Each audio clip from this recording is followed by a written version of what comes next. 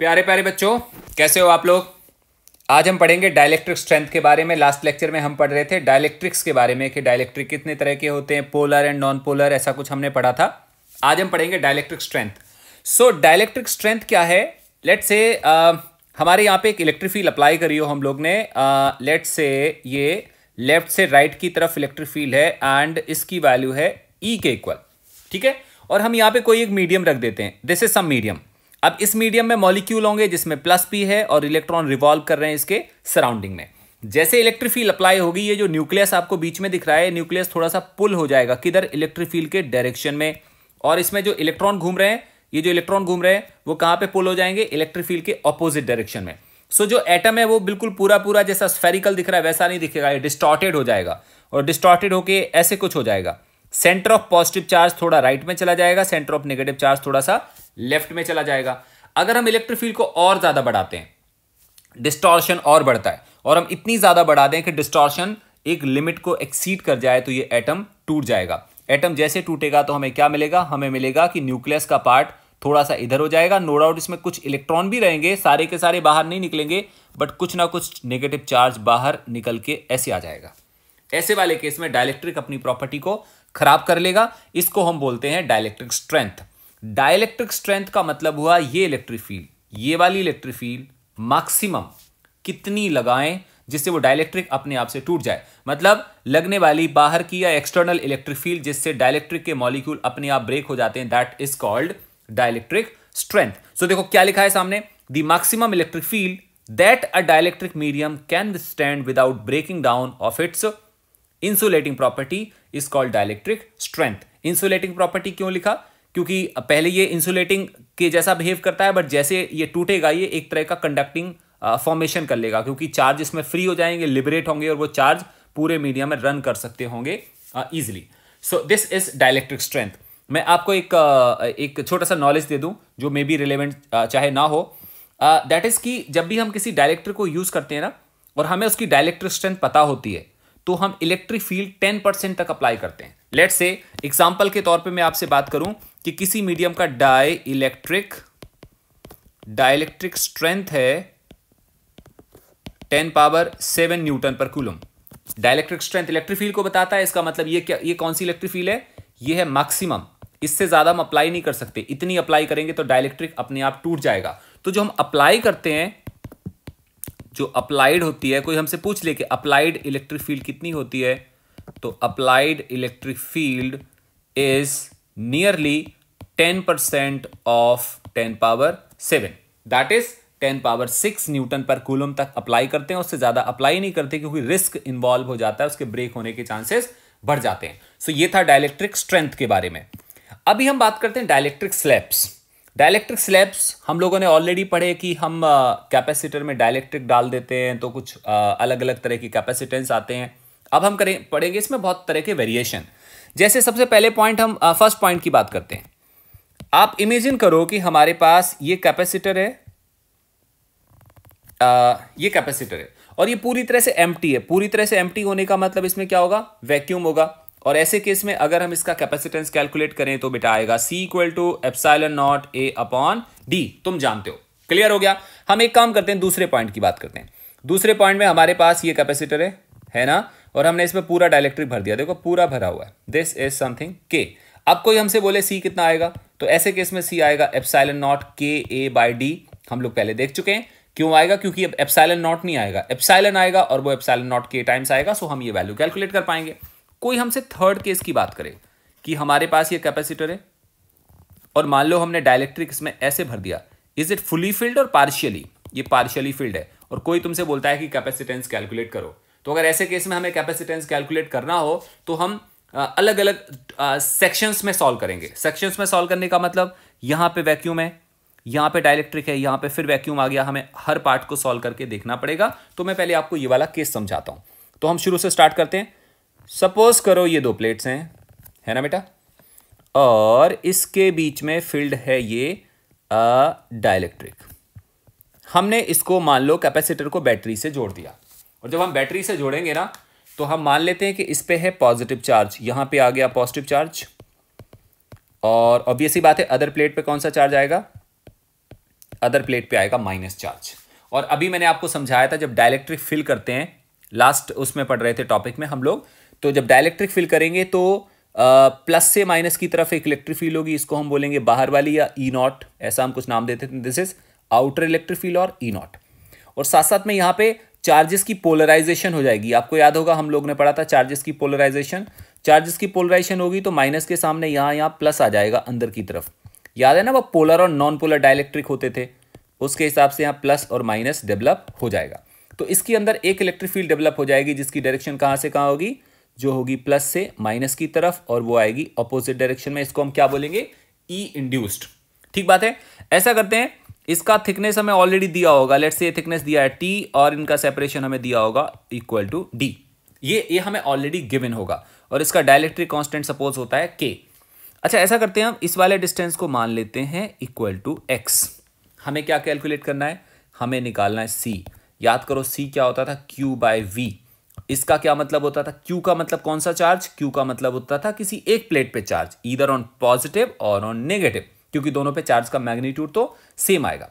अच्छा, यहां वी का क्या मतलब होता था, वी का मतलब होता था दोनों प्लेट्स के बीच का पोटेंशियल डिफरेंस। मतलब अगर हम इसको नाम देते हैं 1 और इसको नाम दें 2, तो वी का बेसिक मतलब क्या होता था, वी का बेसिक मतलब होता था V1 माइनस V2, मतलब potential difference between 1 and between 2, ये होता था V।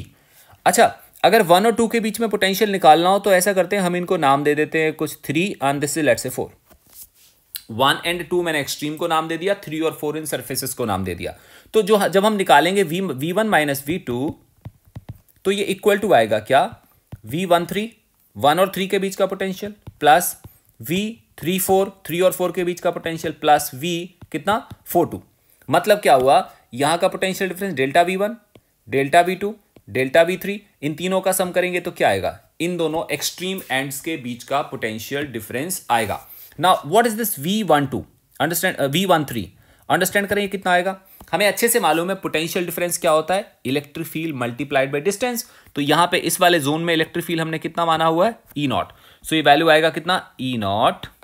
ध्यान रखना कौन से पोटेंशियल की बात कर रहे हैं हम लोग, हम इस पोटेंशियल की बात कर रहे हैं। ये वाला पोटेंशियल कितना आएगा, this potential must be electric field multiplied by distance plus what about this potential, what about this potential, यहां का पोटेंशियल कितना आएगा, यहां का पोटेंशियल आएगा इधर की electric field multiplied by distance. और हमें मालूम है कि इस जगह में 2 इलेक्ट्रिक फील्ड हैं, आपको पता है ना, इस जगह में 2 इलेक्ट्रिक फील्ड हैं, एक तो है ई नॉट और एक है ई आई, और दोनों का डिफरेंस कितना होता है, ई नेट। और हमें मालूम है ई नेट कितना होता था, ई नॉट डिवाइडेड बाई के। दिस वी नो, ऑलरेडी हमें पता है कि डाइलेक्ट्रिक के अंदर जो इलेक्ट्रिक फील्ड आती है वो वैक्यूम के कंपैरिजन में 1/k टाइम्स आती है। सो हम V34 की बात करेंगे ना, तो V34 आएगा E naught, that is basically E naught divided by K multiplied by how much, T, plus V42। V42 को कैसे बोलेंगे, अगर यहाँ पे फर्स्ट वाले केस में ई नॉट इलेक्ट्रिक फील्ड थी, यहाँ पे ई नॉट बाई के होगी, तो यहाँ पे कितनी होगी, यहाँ पे भी इलेक्ट्रिक फील्ड आएगी इक्वल टू ई नॉट। सो हम यहाँ पे लिखेंगे plus and that is E not multiplied by distance, और यहाँ पे डिस्टेंस कितना आएगा, टोटल डिस्टेंस है D, उसमें से x माइनस करते हैं, उसमें से t माइनस करते हैं। सो बेसिकली जो ये वाला डिस्टेंस होगा वो कितने के इक्वल होगा, d minus x minus t के बराबर होगा। तो हमारे पास ये वैल्यू आ जाती है। नाउ वी सॉल्व दिस, और ये बन जाता है कितना, ये बन जाता है ई नॉट। ऐसा करते हैं हम फर्स्ट और थर्ड को आपस में ऐड करते हैं। देखो बेटा जी, इनको ऐड करते हैं, इनको ऐड करेंगे तो तुम क्या देखोगे, यहाँ पे है ई नॉट एक्स और यहाँ पे आएगा ई नॉट माइनस एक्स। ये वाला फैक्टर कट जाएगा, ये वाला फैक्टर बचेगा नहीं। तो हमारे पास क्या बचेगा फाइनल, हमारे पास बचेगा ई नॉट बाय के multiply by T plus E naught into D minus T. कोई डाउट है, बिल्कुल डाउट नहीं है। यहाँ पे आ गया V1 माइनस V2। मुझे लगा आपको समझ में आ गया होगा, हमें क्लियर हो गया इतना। अच्छा, अब हमें पता है सी की वैल्यू कितनी आएगी, सी की वैल्यू आएगी Q बाय V। सो हम इनको लिखते हैं अगेन, और हम इसको लिखते हैं ऐसे, लिख देते हैं V equal to V1 minus V2 is equal to E naught by K multiplied by T plus E naught into D minus T. Clear, यहां से आएगा C, और C कितना आएगा, Q divided by V, and that equal to Q divided by E naught by K into T plus E naught into D minus T. एक और चीज हम जानते हैं, ई नॉट कितना होगा, ई नॉट होगा दोनों प्लेट्स के बीच में, मैं आपको दिखाता हूं थोड़ा सा और ई नॉट होगा यहां पे फील्ड ना, ये वाली फील्ड इधर वाली, और ये फील्ड क्या होती है आपको पता होगा, सिग्मा अपॉन इस वाली प्लेट की वजह से आएगी सिग्मा अपॉन 2 एप्सिलॉन नॉट, और इसकी वजह से भी आएगी सिग्मा अपॉन 2 एप्सिलॉन नॉट, तो टोटल कितना आ जाएगा सिग्मा अपॉन एप्सिलॉन नॉट। इनका कोई फर्क नहीं पड़ेगा, कारण है जितना माइनस है उतना प्लस है, तो इस माइनस की वजह से यहां पे फील्ड आएगी राइट डायरेक्शन में, और इस प्लस की वजह से यहां पे फील्ड आएगी लेफ्ट डायरेक्शन में, और वो कैंसिल आउट हो जाएगी। सो अल्टीमेटली फर्क किसका पड़ेगा, इसका और इसका। तो ई नॉट की जो वैल्यू आएगी वो हम जानते हैं, ई नॉट हम यहां पे लिख सकते हैं अलग से कि this E naught is equal to sigma upon epsilon naught, और इसको हम क्या बोल सकते हैं, Q upon A epsilon naught. I think clear है। यहां से सी की वैल्यू कितना निकल के आएगी, क्यू डिवाइडेड बाय, ऐसा करते हैं ई नॉट को ले लेते हैं बेटा कॉमन, ई नॉट को कॉमन ले लोगे तो यहां पे आएगा ई नॉट, ब्रैकेट के अंदर क्या आएगा, T by K plus what do we say, D minus T plus T by K, and that is equal to Q divided by what is E naught, E naught is Q upon A epsilon naught, और bracket में आएगा T by K plus D minus T. Clear है। यहां से q से q cancel हो जाता है, and c is equal to epsilon naught a divided by d minus T plus T by K. एक बार रिव्यू करो इसको अच्छे से, देखो मैं आपको दोबारा से रिव्यू करवाता हूं, ध्यान से देखो। अगर हमने इस प्लेट और इस प्लेट के बीच में कैपेसिटेंस कैलकुलेट करना होगा तो हम सबसे पहले क्या करेंगे, हम निकालेंगे इनके बीच का पोटेंशियल डिफरेंस। वो कैसे कैलकुलेट होगा, पोटेंशियल डिफरेंस कैलकुलेट होगा जब हम कैलकुलेट करेंगे ये वाला पोटेंशियल डिफरेंस, ये वाला पोटेंशियल डिफरेंस, फिर हम ये वाला निकालेंगे। ये पोटेंशियल डिफरेंस होगा electric field into distance, similarly ये होगा electric field into distance, and ये भी होगा इलेक्ट्रिक फील्ड इनटू डिस्टेंस। सबको सम करेंगे तो क्या कैलकुलेट होगा, टोटल पोटेंशियल होगा, जो मैंने सामने लिखा है, तीनों का sum is equal to total potential. V13 आएगा E not into x, V34 आएगा दिस इंटू टी, और V42 आएगा दिस इंटू डिस्टेंस, और यहां से निकलेगा V1 माइनस V2 की वैल्यू, और इसको हम आगे बढ़ाते हैं तो this V1 minus V2 is equal to this value. आगे हम सॉल्व करते जाते हैं, C होता है Q बाई V के बराबर, V की जो वैल्यू आ रही है उसको हमने यहां रख दिया, और E की वैल्यू हमें पता है sigma upon epsilon naught, sigma होता है charge upon area upon epsilon naught. यहां से C की वैल्यू कैलकुलेट हो जाती है epsilon naught A upon D minus T plus T by K. So हम दोबारा से लिखते हैं यहां पे, मैं यहां पे दोबारा से लिखूंगा, C equal to epsilon naught A upon D minus T plus T by K, जहां पे D का मतलब होता है दोनों प्लेट के बीच का गैप, दिस इज D, और T का मतलब होता है क्या, T का मतलब होता है इसका थिकनेस, और K का मतलब क्या होता है, इसका डाइलेक्ट्रिक कांस्टेंट। क्लियर है। आई थिंक ये सारी चीजें आपको समझ में आ रही हैं। जहां पे A का मतलब क्या होता है, एरिया, और एरिया कौन सा होगा एक्चुअली वो हमें दिख नहीं रहा क्योंकि ये 2D में डायग्राम है। अगर हम इसी डायग्राम को 3D में दिखाने की ट्राई करें तो मेरा ड्राइंग तो बहुत अच्छी नहीं बनती, बट आई हैव ट्राइड। तो आप यहां पे देख पाएंगे कि दिस इज फर्स्ट प्लेट, ये फर्स्ट प्लेट है जिसका एरिया A होगा, एरिया मतलब समझ गए जो साइड में दिख रहा है। ये सेकेंड प्लेट जिसका भी एरिया A होगा, और ये डाइलेक्ट्रिक सरफेस इसका एरिया भी A के इक्वल आएगा। क्लियर है। इसका मतलब डाइलेक्ट्रिक का एरिया, प्लेट्स का एरिया, सबका सरफेस एरिया सेम होगा, क्योंकि डाइलेक्ट्रिक भरा हुआ तो पूरी तरह से पूरा स्पेस नहीं भरा हुआ है, बट इसका जो पैरेलल सरफेस है, this surface, the surface of dielectric and surface of plate are occupying same area, rather ये वाली प्लेट भी सेम एरिया को ऑक्यूपाई कर रही है, क्योंकि आपस में कैसे हैं, पैरेलल है। क्लियर हुआ। सो डाइलेक्ट्रिक पूरा नहीं भरा है, बट इनके सरफेसेस आपस में बिल्कुल एक दूसरे के इक्वल है, तभी यहां पे कॉमन एरिया आ रहा है। अगर ये दोनों इक्वल नहीं होते, या रादर इसका एरिया डिफरेंट आता, इसका डिफरेंट आता, तो आंसर डिफर कर जाना था। सो एरिया वो चीज है जो इस डायग्राम में दिखाई नहीं दे रहा, क्योंकि एरिया ये चीज है इधर वाला, जो अब तुम साइड में खड़े होकर देखोगे ना यहां, तब तुम्हें एरिया दिखेगा, यहां साइड में खड़े होकर देखोगे तब तुम्हें एरिया दिखेगा, और तुम साइड से क्या देखोगे कि डाइलेक्ट्रिक पूरी तरह से ओवरलैप हो रहा है प्लेट्स के बीच में।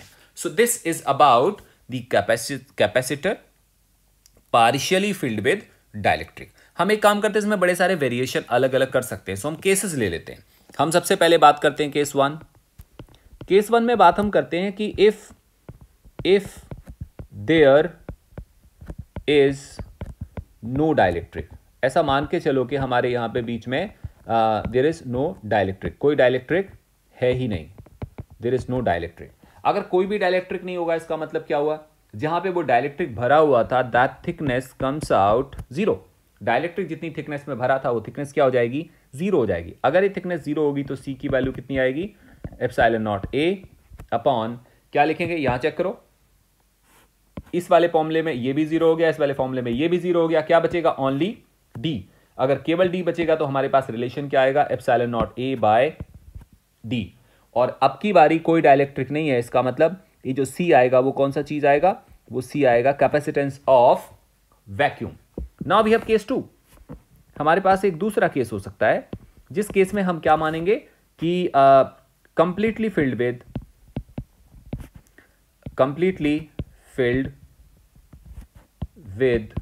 डाइलेक्ट्रिक।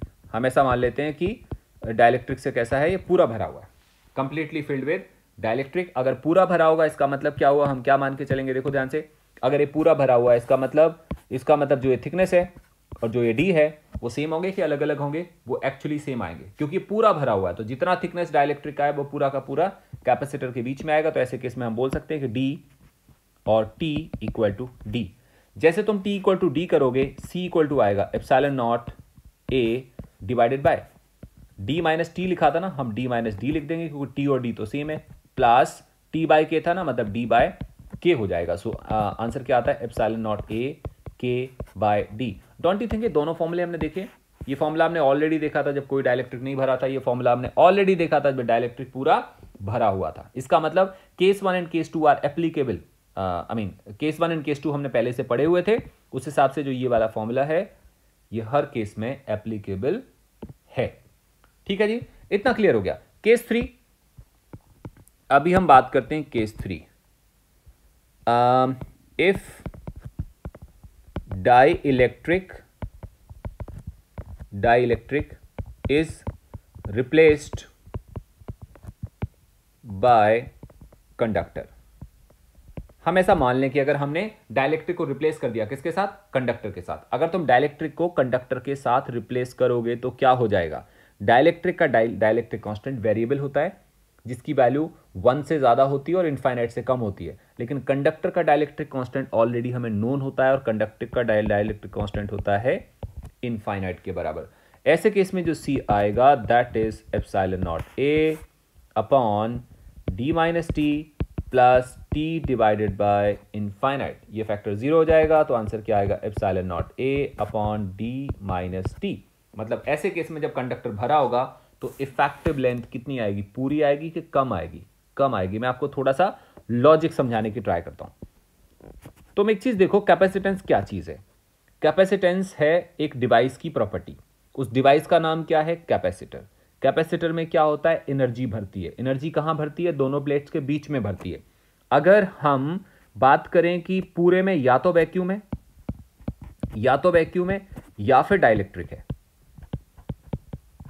प्लेट्स के बीच में या वैक्यूम होगा या डाइलेक्ट्रिक होगा, तो मान लो ये प्लस होगा, ये माइनस होगा। बेटा अगर वैक्यूम होगा तब भी इलेक्ट्रिक फील्ड यहां से लेके यहां तक आएगी ना। इसका मतलब इलेक्ट्रिक एनर्जी कहां भरी है, फर्स्ट प्लेट और सेकंड प्लेट के बीच में भरी है।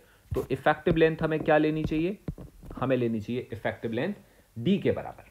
क्लियर हुआ। तो सी कितना आएगा, ऐसे केस में सी आएगा epsilon naught A upon D, और डाइलेक्ट्रिक होगा तो के लिख देंगे, वैक्यूम होगा तो इतना लिखेंगे। लेकिन आप इमेजिन करो कि अगर हमने इसके बीच में कंडक्टर भर दिया, इसके बीच में हमने कंडक्टर रख दिया, now this is plus, yes ना, ये माइनस। और अब तुम्हें मालूम है कि कंडक्टर के अंदर फील्ड कितनी होती है, यहां पे फील्ड आएगी 0। तो एक्चुअली कैपेसिटर का मतलब एक ऐसी डिवाइस जो इलेक्ट्रिकल एनर्जी को फिल करती है। इलेक्ट्रिक एनर्जी कहां फिल हो रही है, वो हो रही है यहां और यहां।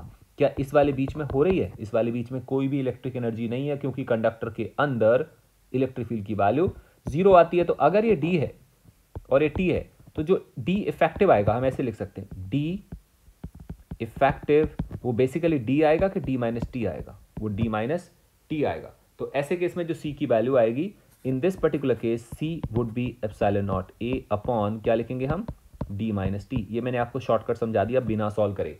अदरवाइज अगर हम ये ऊपर वाले फॉर्मूले को लगाते हैं तो हम किसी भी वैल्यू को बड़े आराम से सॉल्व कर पाते हैं कि डाइलेक्ट्रिक पार्शियली भरा है और बिल्कुल नहीं भरा, और कुछ भी करेंगे जनरल फॉर्मूला है, हम इसकी हेल्प से वैल्यू कैलकुलेट कर पाएंगे।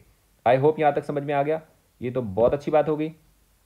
अच्छा, केस 4 में आपको आपसे कोई कहता है कि वी हैव केस 4 और कोई इसमें बोलता है कि कंडक्टर इज फुली फिल्ड। इसका क्या मतलब हुआ? इसका मतलब हुआ कि कंडक्टर हमने पूरी तरह से भर दिया। पूरी तरह से भरने का मतलब हुआ हमने ऐसे ऐसे कर दिया, लो जी पूरा भरा हुआ है। अगर ये कंडक्टर पूरा भरा होगा अब क्या होगा बेटा, आप सोचो तुम। अब की बारी जो सी आएगा वो आएगा epsilon naught A upon D minus D. ऐसा क्यों बोला मैंने? क्योंकि थिकनेस जो है और जो डी है वो दोनों की वैल्यू सेम आ रही है, प्लस डी बाई के, याद है ना, D minus T plus T by के होता था ना, और यहाँ पे टी और डी की वैल्यू तो कैसी आ रही है, सेम आ रही है। तो हमने लिखा डी बाई के, और के का मतलब क्या होता था, इनफाइनाइट। क्लियर हो गया? उसके हिसाब से क्या वैल्यू आएगी, epsilon naught A upon D minus D कितना आएगा बेटा, 0, प्लस डी बाई इनफाइनाइट भी कितना आएगा, 0। सो वैल्यू कितनी बन जाएगी फाइनली, इनफाइनाइट। इसका मतलब ऐसे केस में कैपेसिटी आती है इनफाइनाइट। कोई आपसे लॉजिकली पूछे कि इनफाइनाइट कैपेसिटी का क्या मतलब है, तो मैं आपको समझाता हूं। सपोज करो ये हमारे पास कैपेसिटर है, स्टार्टिंग में ये एम्प्टी, इस पे कोई भी चार्ज नहीं है, और हमने क्या करा, इसको बैटरी के साथ कनेक्ट करा। जैसे तुम बैटरी के साथ कनेक्ट करोगे चार्जिंग आनी शुरू होगी, मतलब इस पे आएगा प्लस प्लस प्लस, यहाँ पे आएगा माइनस माइनस। आई थिंक समझ आया? उसके बाद चार्ज फ्लो होता रहेगा होता रहेगा होता रहेगा। कुछ देर बाद जब कैपेसिटर पूरी तरह से चार्ज हो जाएगा, लिखे हम लोग when charged, comma there is no flow of charge। ये लैंग्वेज समझ में आई? जब कैपेसिटर पूरी तरह से चार्ज हो जाएगा उसके बाद कैपेसिटर में चार्ज का फ्लो पूरी तरह से बंद हो जाएगा, और हम क्या बोलेंगे, कैपेसिटर अपनी पूरी कैपेसिटी को अचीव कर चुका है। क्लियर? लेकिन आप इमेजिन करो कि एक कैपेसिटर हो जिसमें लगातार चार्ज फ्लो होता रहे होता रहे होता रहे up to the longer time, तो हम क्या बोलेंगे, वो क्या अपनी कैपेसिटी को रीच हो पाएगा कि नहीं हो पाएगा? आंसर आएगा नहीं हो पाएगा। फॉर एग्जांपल हमारे पास ये कंडक्टर है, ये कैपेसिटर है, कैपेसिटर की प्लेट्स हैं, और हमने इसके बीच में भर दिया कंडक्टर, इसके बीच में हमने कंडक्टर फिल कर दिया। अब हमने इसको बैटरी के साथ जोड़ा। The moment you connect with battery, charge starts flowing. Charge कहां से कहां फ्लो होता है, from one end to other. Charge यहां से चलेगा, जाएगा जाएगा। उसके बाद क्या होगा, बीच में तो कंडक्टर है, चार्ज जाएगा और ऐसे फ्लो होगा। क्या कुछ देर के बाद चार्जिंग स्टॉप हो जाएगी? आंसर आएगा नेवर स्टॉप्स चार्जिंग। एक्चुअली ये चार्ज ही नहीं हो रहा, सच बात तो ये है। इस पे जितना भी चार्ज डाले जाओगे चार्ज चलते रहेगा। It can flow up to infinite time. तो हम क्या बोलेंगे, जब ये कभी चार्जिंग हो नहीं रही, मतलब चार्जिंग स्टॉप नहीं हो रही है, लगातार चार्ज को फ्लो कराया जा रहा है, तो हम क्या बोलेंगे, इसकी कैपेसिटी कितनी है, इसकी कैपेसिटी बहुत ज़्यादा है, तभी तो ये रुक नहीं पा रहा। कैपेसिटी ज़्यादा होने का मतलब क्या हुआ, बहुत ज़्यादा, मतलब कितनी है, इनफाइनाइट है। ये मैंने आपको लॉजिक समझाया, इनफाइनाइट कैपेसिटी का क्या मतलब है। मैं फिर से ब्रीफ करूं, एक कैपेसिटर जिसको हम चार्ज करते हैं, कुछ देर के बाद वो चार्ज हो जाता है, फिर सर्किट में करंट का फ्लो बंद हो जाता है, हम बोलते हैं उसकी कैपेसिटी लिमिटेड है। हम दूसरा कैपेसिटर सेम पोटेंशियल से चार्ज करें, लेकिन वो डबल चार्ज कंज्यूम कर ले और फिर बाद में रुक जाए, हम क्या बोलेंगे, उसकी कैपेसिटी डबल है। एक और कैपेसिटर, उस पर सेम पोटेंशियल लगाएं, लेकिन अब की बार वो चार्ज को स्टोर कर ले 10 टाइम्स ज्यादा, हम क्या बोलेंगे, उसकी कैपेसिटी 10 टाइम्स ज्यादा है। एक और कैपेसिटर जिसमें सेम वोल्टेज लगाएं, लेकिन वो चार्ज को इतना ज्यादा लेता रहे कि कभी भी पूरी तरह से चार्जिंग को अचीव ना कर पाए, तो हम क्या बोलेंगे, उसकी कैपेसिटी कितनी है, इनफाइनाइट। इसीलिए कंडक्टर की कैपेसिटी कितनी निकल के आती है, इनफाइनाइट। सो कई बार जब हम मैथमेटिकल फॉर्मूले से देखते हैं और आंसर आता है, समझ तो आ जाता है, बट लॉजिक क्लियर नहीं होता कि इनफाइनाइट कैपेसिटी का क्या मतलब है। तो यहां पे इनफाइनाइट कैपेसिटी का ये मतलब है जो मैंने आपको अभी समझाया। आई होप यहां तक क्लियर है। एक काम करते हैं, हम कुछ और वेरिएशन देखते हैं सेम चीज में। अभी हमने क्या करा था,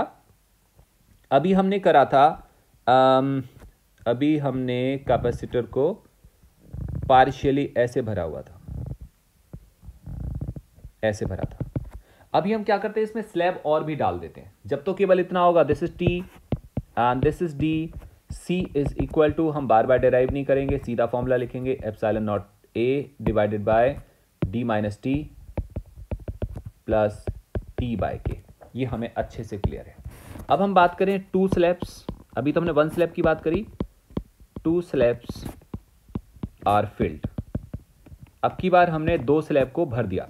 जैसे तुम दो स्लैब को भरोगे, दिस इज कैपेसिटर, बेटा ध्यान रखना, ये हमारे पास एक स्लैब होगी, ये हमारे पास दूसरी स्लैब होगी, और तुम चाहो तो पूरा डेरिवेशन बिगिनिंग से कर सकते हो, या फिर तुम थोड़ा सा दिमाग लगा सकते हो। ये T1 है और ये T2 है और ये क्या है, D है।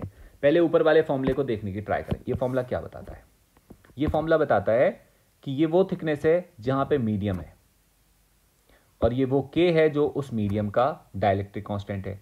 And what is this? ये वो डिस्टेंस है जो वैक्यूम है। Basically this is nothing but the vacuum length, isn't it? And this is what? This is something medium length. Clear है? दो प्लेट्स के बीच में T थिकनेस में मीडियम लेंथ है और D माइनस टी में क्या चीज है, वैक्यूम लेंथ है। अब अगर हमें इक्विवेलेंट जनरेट करना है फॉर्मूला, तो हम क्या लिखेंगे? आप बोलोगे सर इस वाले केस में एक नहीं है, इस वाले केस में तो दो दो T है। तो इस केस में अगर हमसे बात करी जाए कि वैक्यूम लेंथ कितनी आएगी, in this case vacuum length equal to D minus T1 minus T2, and medium length कितनी आएगी? तो तुम बोलोगे सर मीडियम लेंथ तो दो आएंगी, एक आएगी T1, एक आएगी T1 और दूसरी क्या आएगी, T2। सो यहाँ पे मीडियम लेंथ आ रही है दो, T1 भी आ रही है और T2 भी आ रही है, और वैक्यूम लेंथ कितनी आ रही है, D minus T, T1 minus T2। Simple same formula. देखो इस वाले केस में जैसा हमने ऊपर लिखा हुआ है सेम आएगा, बस फर्क एक आएगा, यहां मीडियम लेंथ एक आ रही है, इस वाले केस में मीडियम लेंथ दो आ रही है। यहां पे हमने T बाई के लिखा, यहां पे हम T1 अपॉन K1 और T2 अपॉन K2 दोनों एक साथ लिखना पड़ेगा। मैं लिखता हूं, आप ध्यान से देखो। इतने दो स्लैब्स का डेरिवेशन हमारे स्कूल लेवल पे नहीं होता, हमने केवल अगर कभी आएगा तो न्यूमेरिकल आएगा तो हमें फॉर्मूला लिखना पड़ेगा। ध्यान रखो, डेरिवेशन अगर पूछा जाता है तो इसका आ जाता है, right. So we have this C equal to that, C equal to epsilon naught A upon D minus vacuum length कितना था, T1 और माइनस T2, यस नो, और इसको हम एक ब्रैकेट में रख देते हैं, प्लस T अपॉन K था ना, बट यहाँ तो दो हैं तो यहाँ पे आएगा T1 अपॉन K1 प्लस क्या लिखेंगे हम, T2 डिवाइडेड बाय K2। ये फॉर्मूला आएगा कैपेसिटेंस का जब कितनी स्लैब्स हो, टू स्लैब्स हो। हम दोबारा बात करते हैं, अगर यहां पे n स्लैब्स हो, n स्लैब्स हो, तो अब फॉर्मूला क्या आएगा? तो तुम बोलोगे सर डायग्राम बना लेते हैं, ये ऐसे हो गया, this is 1, this is 1, this is 2 and this is nth, this is nth, ये 1 2 और ये n। थिकनेस आएगा T1 T2, तो ये क्या आएगा, Tn। डाइलेक्ट्रिक कांस्टेंट आएगा K1, इसका K2, तो इसका कितना, Kn। क्लियर? और ये डिस्टेंस कितना हो गया, D के बराबर। अभी कोई हमसे बोलता है कि सर वैक्यूम लेंथ बताओ, आप बोलते हो इजी है, वैक्यूम लेंथ होगा D minus T1 minus T2 and up to कहां तक आएगा, Tn। ऐसा करते हैं, ब्रैकेट लगा देते हैं, माइनस हटा देते हैं, ऐसे आ जाएगा। आई होप क्लियर है। और जो मीडियम लेंथ आएगा, मीडियम लेंथ ऑब्वियसली वो एक नहीं है, वो तो n है। कौन से T1 से लेके कहां तक आएगा, up to Tn। Yes, so vacuum length is that and medium length is this. Now we have to calculate C। तो अभी हम C क्या बोलेंगे, this C is equal to epsilon naught A divided by, याद करो vacuum length कितना, D minus sigma I equal to 1 to n, one factor plus sigma Ti upon Ki equal to 1 to n। बच्चों का दिमाग खराब के जरिए क्या हो गया, कुछ भी नहीं हुआ बेटा। ओपन करके देखो, अगर हम पहले वाले फैक्टर को इस वाले फैक्टर को ओपन करके देखेंगे तो Ti का मतलब क्या हुआ, 1 से लेके n तक, मतलब T1 plus T2 plus T3 plus up to Tn। ये ब्रैकेट में निकाल लेंगे, और यहां अगर हम इसकी बात करें तो इसका मतलब हुआ T1 upon K1 plus T2 upon K2 plus up to Tn upon Kn। I hope आपको फॉर्मूला समझ में आ गया होगा। It was about the n slabs. अच्छा, इसी में हम एक और पॉइंट लिखते हैं, इसी में लिखते हैं हम n स्लैब्स हैं, n slabs are completely filled. Completely filled का मतलब क्या हुआ? अगर n स्लैब्स पूरी तरह से भरी हुई हैं। कंप्लीटली फिल्ड का मतलब हुआ कि यहाँ पे कोई भी जगह खाली नहीं है।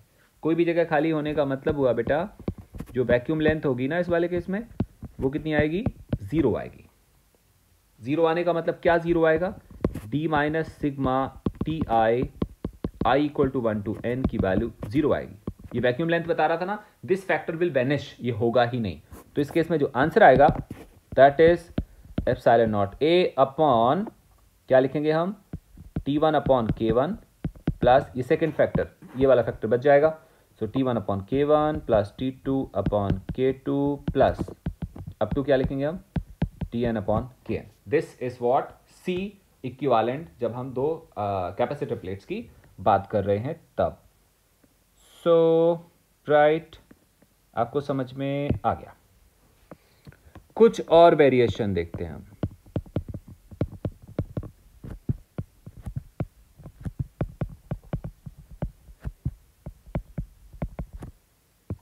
ओके, डाइलेक्ट्रिक के कुछ और वेरिएशन देखते हैं। कुछ और वेरिएशन कैसे हो सकते हैं?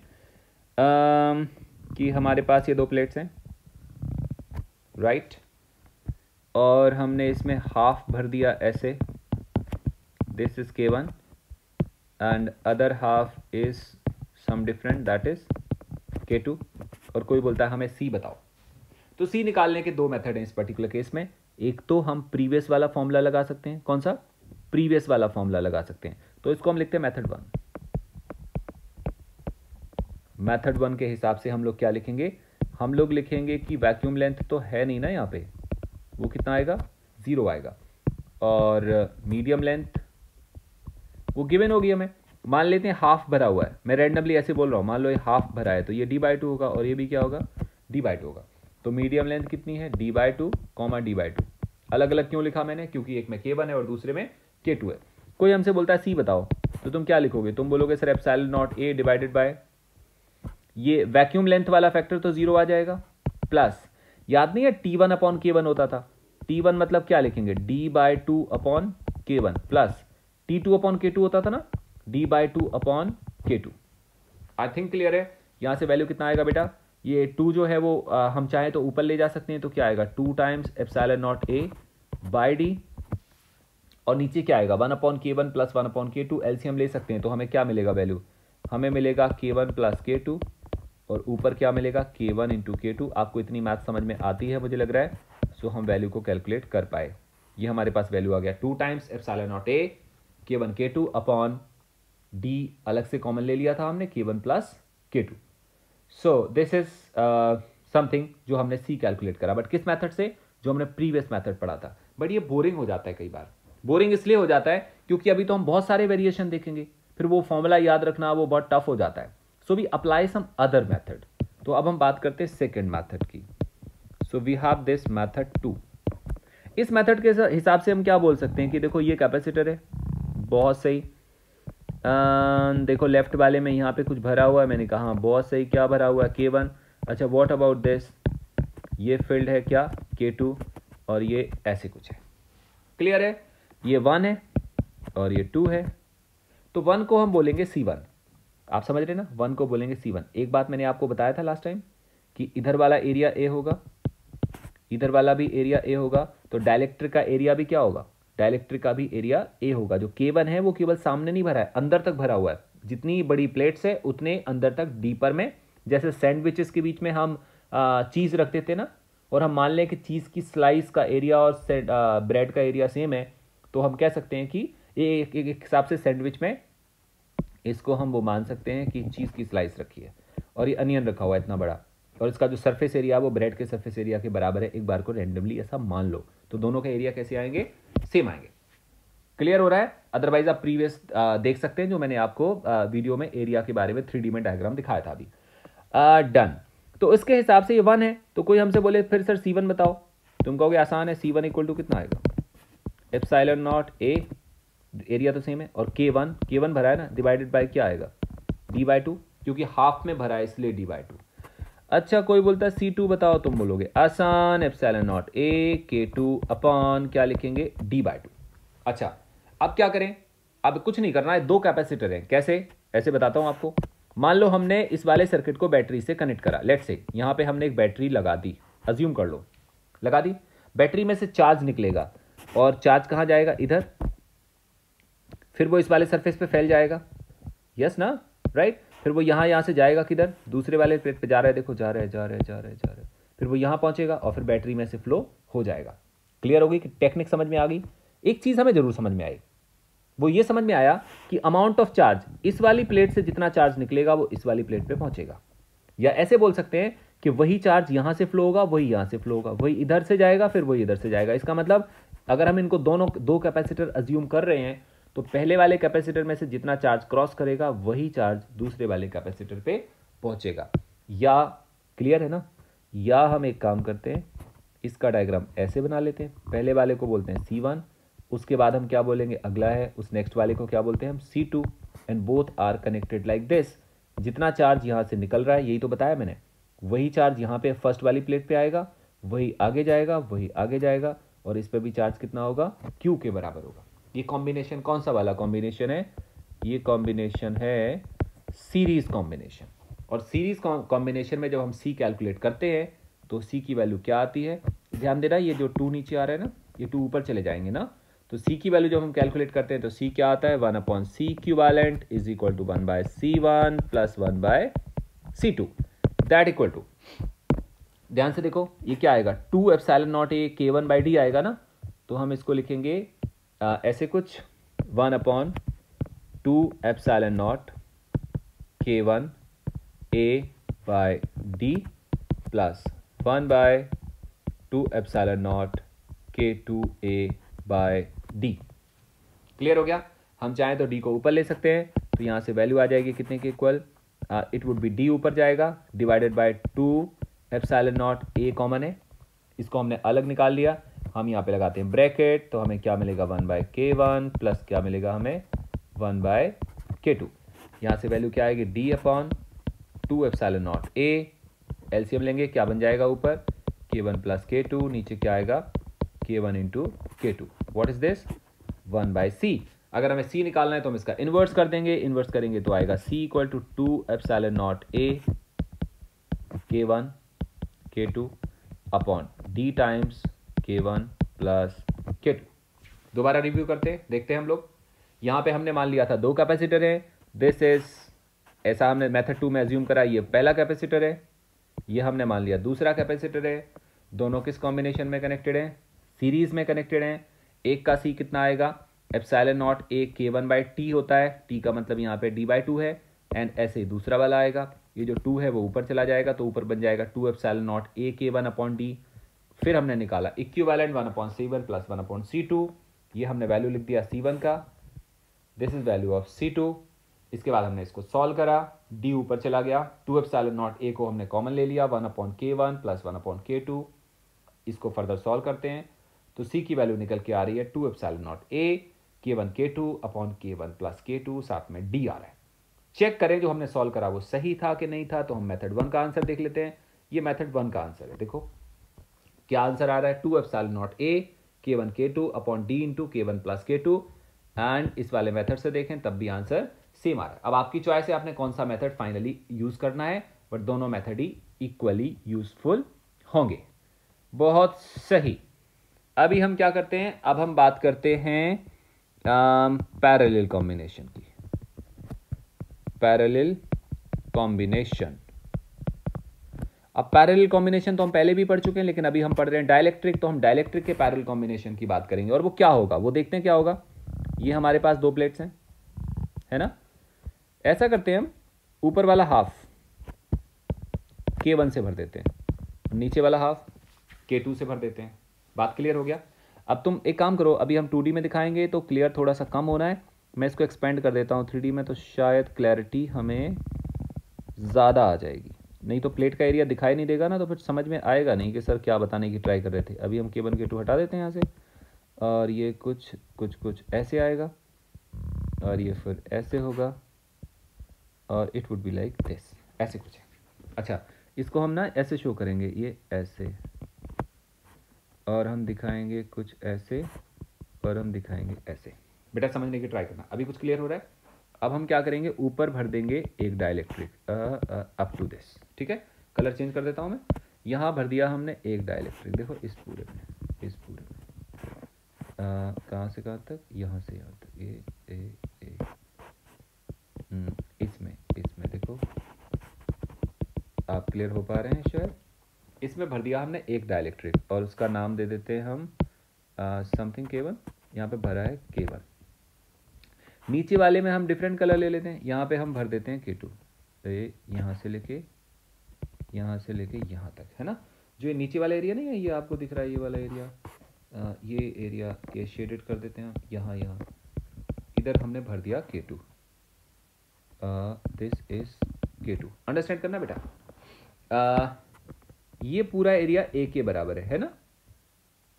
इधर वाला भी तो ये, अगर हम इधर देखें लेफ्ट साइड में, ये भी तो A के बराबर है ना पूरा एरिया। बट K1 जो डाइलेक्ट्रिक है वो कितना एरिया कंज्यूम कर रहा है, वो आधा एरिया। अगर हाफ भरा है, ध्यान रखना, मे बी अलग अलग भी हो सकता है, बट अगर मैंने हाफ भरा हुआ है तो ये एरिया देख रहा हो, ये कितना एरिया है, ये A/2 है। और इधर वाला भी कितना है, ये वाला देखो, ये भी A/2 है। तो जो डाइलेक्ट्रिक भरा हुआ है वो कितना एरिया ले रहा है, वो हाफ एरिया ले रहा है। क्लियर हुआ, हाफ एरिया ले रहा है। अच्छा, नीचे वाला भी तो ऐसे हो रहा है ना, ये भी हाफ एरिया ले रहा है और इधर भी हाफ एरिया है। तो जो डाइलेक्ट्रिक का सरफेस एरिया होगा वो इतने के बराबर होगा। क्लियर हुआ। एक चीज हमें ये समझ में आ गई। दूसरी हमें क्या बात समझ में आई कि ये दोनों पैरेलल कॉम्बिनेशन में होंगे। पैरेलल कॉम्बिनेशन में क्यों होंगे, सोचो आप। इसलिए होंगे क्योंकि ध्यान से देखना, ये जो लेफ्ट वाली प्लेट है ना, इस पूरी प्लेट का पोटेंशियल सेम होगा और इस वाले का पोटेंशियल भी सेम होगा। तो जब हम ऊपर वाले कैपेसिटर की बात करते हैं, मैं पहले डायग्राम दिखाता हूं आपको। डायग्राम हम लोग कुछ ऐसे बनाएंगे 2D में, ऐसे कुछ, और इनको ऐसे शो करेंगे। ऐसे शो करने का कारण बताऊं आपको, क्योंकि इस वाले हाफ प्लेट का पोटेंशियल, अगर हाफ प्लेट का पोटेंशियल होगा V+, मतलब V+, तो नीचे वाले हाफ का, इसका क्या सोचते हैं हम, इसका पोटेंशियल कितना होगा, इसका भी तो सेम आएगा V+, तो हम यहां भी क्या लिख देंगे, V+। अच्छा, अगर हम बात करें इस वाले का, इसका पोटेंशियल, मान लो इसका पोटेंशियल होगा V-, क्योंकि ये बैटरी के नेगेटिव से कनेक्टेड होगा, तो ये V- आ गया। अच्छा, तो फिर इसकी बात करें, ये इसके बारे में क्या सोचते हैं, इसका भी तो V- होगा, क्योंकि ये भी तो बैटरी के माइनस से कनेक्टेड है, तो ये भी V- होगा। तो ध्यान से देखें, ऊपर वाले कैपेसिटर का पोटेंशियल डिफरेंस V+- V- और नीचे वाले का भी तो डिफरेंस सेम आ रहा है। ऐसा करते हैं, इसको हम C1 बोल देते हैं और इसको हम C2 बोल देते हैं। तो जहां पे C1 की वैल्यू कितनी आएगी, C1 की वैल्यू आएगी ε0, एरिया कितना होगा, हाफ, ऊपर आएगा K1 डिवाइडेड बाय क्या बोलेंगे, D तो सेम आएगा ना, बिकॉज D इज दिस ना, जो यहां से लेके यहां तक का गैप है, वो तो हर केस में सेम आ रहा है। क्लियर है। सो ऐसा वैल्यू आ गया। Now what about C2, that C2 is ε0 A/2 into K2 divided by क्या लिखेंगे हम, एक D। क्लियर हो गया। अभी हम बात करेंगे C की, क्योंकि ये पैरेलल में है, तो C इक्वल टू कितना आएगा, C1 plus C2 and that equal to क्या लिखने वाले हैं हम लोग लिखने वाले हैं ε0, दोनों को सम करेंगे तो उसके हिसाब से ε0 A/2D तो कॉमन आ जाएगा। आपको दिख रहा होगा सामने, क्या मिलेगा हमें बेटा, K1 plus K2 is the capacitance of this combination. I hope यहां तक समझ में आ गया आपको।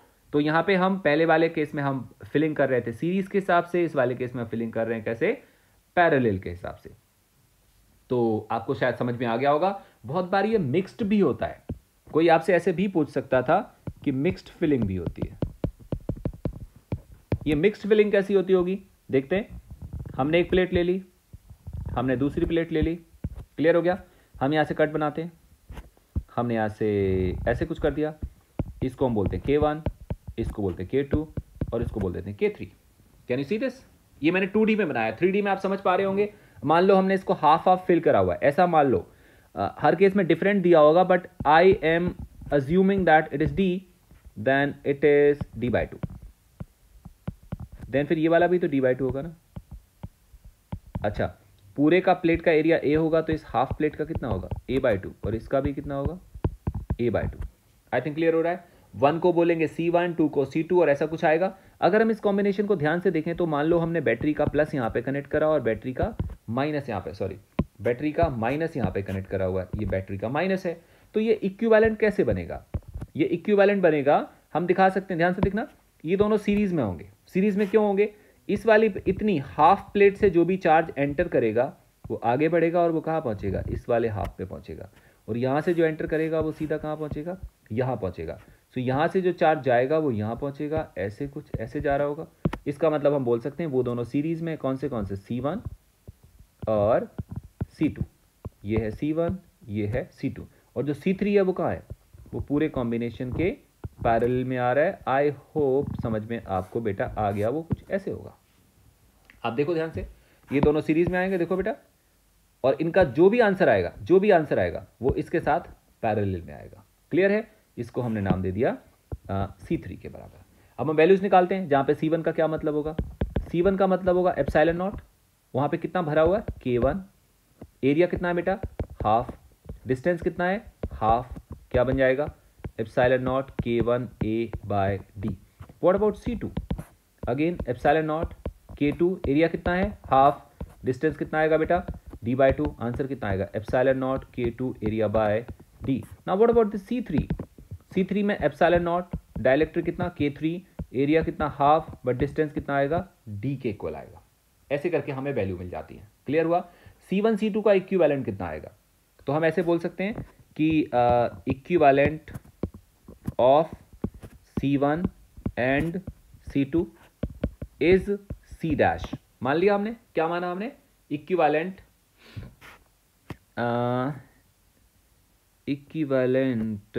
इसको थोड़ा इक्वेशन वाला लिख दिया मैंने, ये सही है, ऐसे लिखते हैं शॉर्ट फॉर्म में, equivalent of C1 and C2 is C'। अब C' कैसे निकालोगे यार, C1 और C2 किस में कनेक्टेड है, देखो वो तो सीरीज में कनेक्टेड है, तो C' कैसे निकलेगा, 1/C' equal to 1/C1 plus 1/C2। I think clear हो रहा है, क्लियर हो गया ना। तो इसकी वैल्यू हम सबसे पहले निकालेंगे, और इसकी वैल्यू कितनी आएगी, दिस इक्वल टू C1 कितना लिखा था बेटा 1/C1 की वैल्यू लिखोगे तो आएगा D upon epsilon not K1 into A plus D upon epsilon not K2 into A। Clear हुआ? इसको हम सॉल्व करते हैं तो आएगा 1/C' इक्वल टू, न्यूमरेटर में क्या था D था जो कॉमन आ जाएगा, यहाँ ध्यान से देखो D कॉमन आएगा और एप्सिलॉन नॉट और A भी कॉमन आएगा, तो हमें क्या मिलेगा finally D upon epsilon naught A, और साथ में हमें देखो क्या मिलने वाला है 1/K1 प्लस 1/K2, यहाँ पे आएगा 1/K1 प्लस 1/K2। क्लियर है? और अगर हम इसको सिंप्लीफाई करते हैं तो ये इक्वल टू आ जाएगा D upon epsilon naught A, ऊपर आएगा K1 plus K2 upon K1 K2, यहाँ से C' इक्वल टू आएगा epsilon naught A K1 K2 upon K1 plus K2, ये C' आ गया। और ध्यान से देखो, अगर इन दोनों की जगह C' आ जाएगा तो जो C' आएगा वो इस C3 के साथ कैसा होगा, पैरेलल में होगा। तो हम लाइन लिख सकते हैं कि C' and C3 are in किस कॉम्बिनेशन में होंगे, आर इन पैरेलल, ये दोनों पैरेलल में होंगे। तो जो C इक्विवेलेंट आएगा वो कितना आएगा बेटा C' प्लस C3, और C' ऊपर लिखा था कितना epsilon naught A K1 K2 upon K1 plus K2, ये आ गया, प्लस C3 कितना आ रहा था चेक करो, देखो सामने लिखा हुआ है एप्सिलॉन नॉट K3A/2D, इसे लिखेंगे हम एप्सिलॉन नॉट K3A/2D। यहाँ से कुछ कॉमन आएगा D यहाँ भी रह गया बेटा, हम लोगों ने D यहाँ पे छोड़ दिया, D यहाँ छोड़ दिया, D यहाँ पे रह गया, यहाँ पे भी D रह गया, है ना।